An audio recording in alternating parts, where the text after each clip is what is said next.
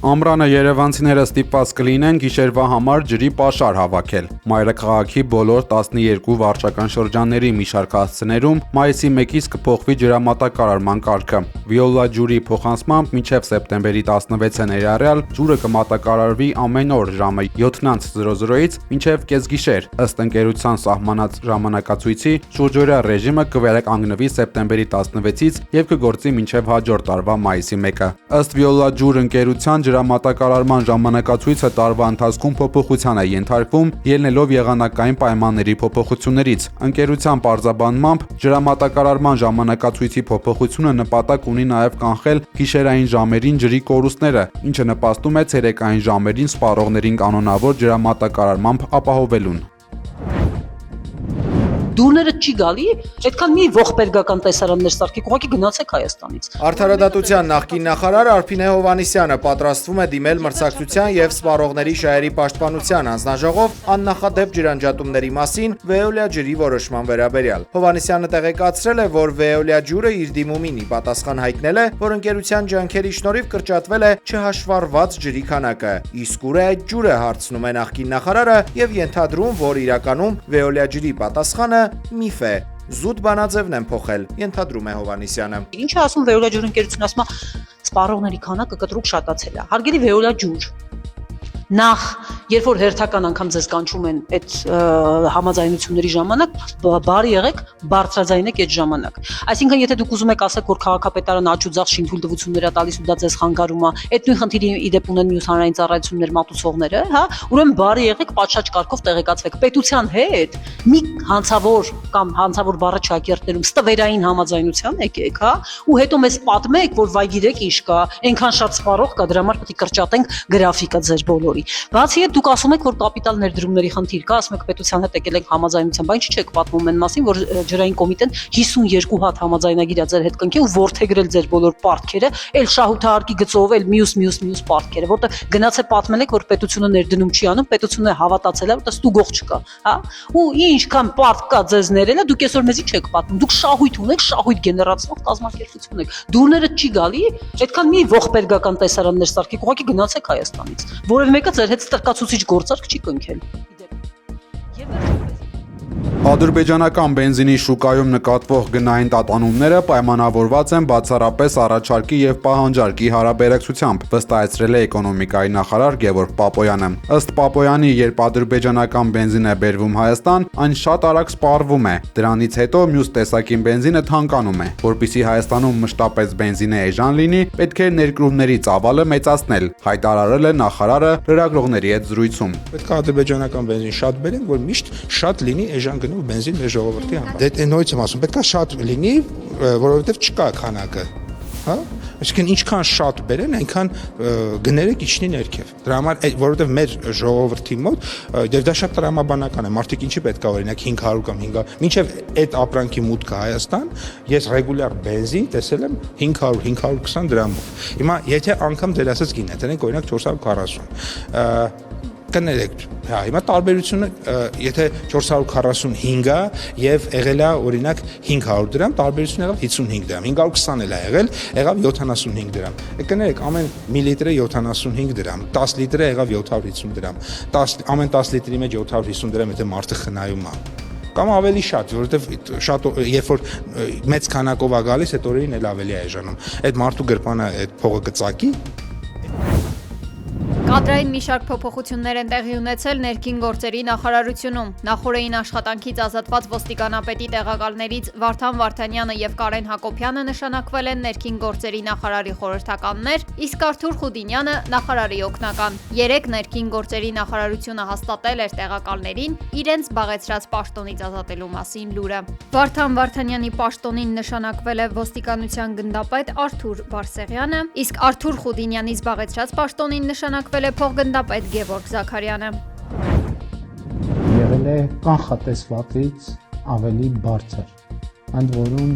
Ընտրություններից մի քանի ամիս առաջ վարչապետ Նիկոլ Փաշինյանը հայտարարել է, որ 2026 թվականի ապրիլի 1-ից Հայաստանում կենսաթոշակները կբարձրանան։ Նրա խոսքով համեմատաբար ցածր թոշակները կավելանան 10,000 դրամով, իսկ ավելի բարձր թոշակները ավելի փոքր չափով։ Ինչու է որոշումը կայացվել հենց հիմա։ Վարչապետը այն պայմանավորել է երկու հանգամանքով։ Առաջինը 2025 թվականին գրանցած բարձր տնտեսական աճն է, իսկ երկրորդը դուք գիտեք, որ հունվարի 1-ից մենք ներդրել ենք առողջության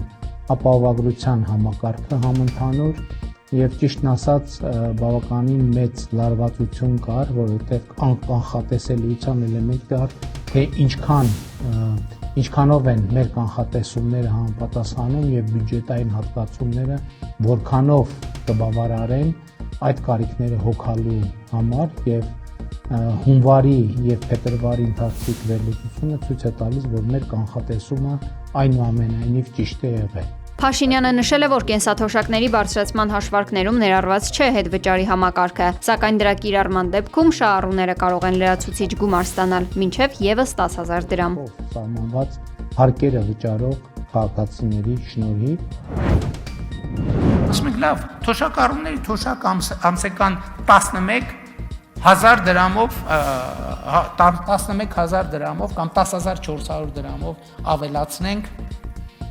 ինչ անելու թոշակառուն։ Այդ գումարը ինչ անելու, ինչի վրա ծախսելու։ Այսինքն կար հնարավորություն բարձրացնելու եւ թոշակառուն արդեն գիտի ինչ անի այդ գումարի հետ։ Ինչ խոստումներ է տվել թոշակների հետ կապված։ Նիկոլ Փաշինյանին հռետորական հարց է տվել ազգային բարերար Սամվել Կարապետյանի Ուժեղ Հայաստան կուսակցության համակարգող խորհրդի անդամ Նարեկ Կարապետյանը։ Նա նկատել է մեջբերում, եթե Սամվել Կարապետյանը ստիպեց ընտրությունից առաջ բարձրացնել թոշակները, պատկերացնում եք ինչ կանի նա, եթե լինի վարչապետ։ Սամվել Կարապետյանը տնտեսությունը կուժեղացնի, միշտ հոգ կտանի թոշակառուների համար, ոչ թե Փաշինյանի նման մենակ ընտրություններից առաջ սեփական աթոռը պահելու համար, խոստացել է Նարեկ Կարապետյանը։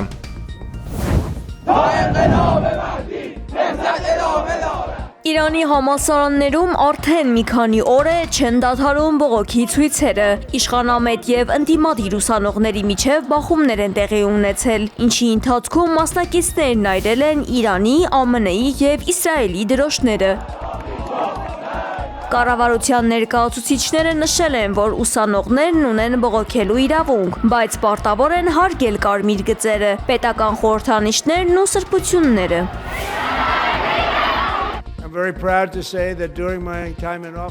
ԱՄՆ նախագահ Դոնալդ Թրամփը կոնգրեսում իր ամենամյա ելույթի ժամանակ ներկայացրել է Իրանի դեմ հնարավոր ռազմական գործողությունների հիմնավորումները։ Նա հայտարարել է, որ թույլ չի տա աշխարհում ահաբեկչության գլխավոր հովանավորին ունենալ միջուկային զենք։ Թրամփը Թեհրանին մեղադրել է հրթիռային ծրագրերի զարգացման, ցուցարարների սպանության եւ ամերիկացի զինվորների դեմ իրականացված հարձակումների համար։ Չնայած Մերձավոր Արևելքում ԱՄՆ-ի ռազմական ուժերի աննախադեպ կուտակմանը, նախագահը շեշտել է, որ պատրաստ է խաղաղության, եթե Իրանը հրաժարվի իր միջուկային հավակնումներից։ Իրանի իշխանությունները Թրամփի հայտարարությունները որակել են որպես մեծ ստեր։ Այնուամենայնիվ, երկու երկրների միջև դիվանագիտական շփումների հույսը դեռ պահպանվում է։ Իրանի արտգործնախարար Աբբաս Արաղչին հայտարարել է, որ Ժնևում սպասվող բանակցությունների ժամանակ հնարավոր է հասնել պատմական համաձայնության։ Ըստ նրա, հակամարտությունից խուսափելու համար կողմերը պետք է առաջնահերթություն տան դիվանագիտությանը։ Այս ամենի ֆոնին Հնդկաստանի վարչապետ Նարենդրա Մոդին ժամանել է Իսրայել։ Սա Հնդկաստանի ղեկավարի պատմական երկրորդ այցն է, որի ընթացքում քննարկվելու են պաշտպանական եւ տեխնոլոգիական հարցեր։ Իսրայելի վարչապետ Բենյամին Նեթանյահուն Հնդկաստանին համարում է կարևոր դաշնակից տարածաշրջանային սպառնալիքների դեմ պայքարում։ Հնդկաստանը խիստ մտահոգված է հնարավոր պատերազմով, քանի որ Մերձավոր Արևելքում միլիոնավոր հնդիկներ են ապրում եւ աշխատում, որոնց անվտանգությունը կարող է վտանգվել ռազմական գործողությունների դեպքում։ ԱՄՆ-ում եւս ներքին տարաձայնություններ կան Իրանի հարցում։ Կոնգրեսի որոշ առաջնորդներ զգուշացնում են գաղտնի ռազմական գործողությունների վտանգների մասին, նշելով, որ դրանք կարող են հանգեցնել երկարատև եւ ողբերգական պատերազմի։ ԱՄՆ-ն եւ Իրանը հինգշաբթի Ժնևում բանակցություններ կանցկացնեն, քննարկելով Իրանի միջուկային ծրագիրը։ ԱՄՆ նախագահ Դոնալդ Թրամփի ելույթի ընթացքում սկանդալ է տեղի ունեցել, թեև նա արժանացել է կոնգրեսի հանրապետականների երկարատև ծափահարություններին, երբ կոչ է արել ոտքի կանգնել եւ ցույց տալ իրենց աջակցությունը, այնուամենայնիվ դեմոկրատներն առարկել են. If you agree with this statement, Ով համաձայն է այն մտքին, որ ամերիկյան կառավարության առաջնահերթ պարտականությունը սեփական քաղաքացիներին պաշտպանելն է, այլ ոչ թե օրինական ներգաղթյալներին, թող ոտքի կանգնի։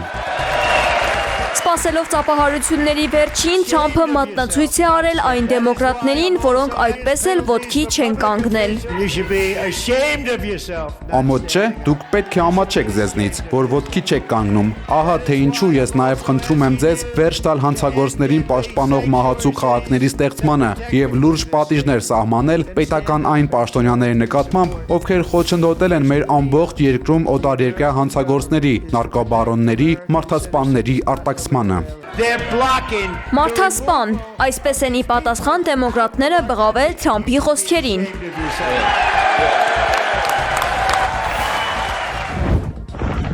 Կրասնոդարի ռազմական օդակայանում Ռուսաստանի անվտանգության դաշնային ծառայությունն ահաբեկչական հարձակում է կանխել, հայտնել է գերատեսչությունը։ Տղամարդը պլանավորել էր ինքնաթիռ այրել։ Ըստ դաշնային ծառայության նա գործել է Ուկրաինայի հետախուզական ծառայությունների հրամանով։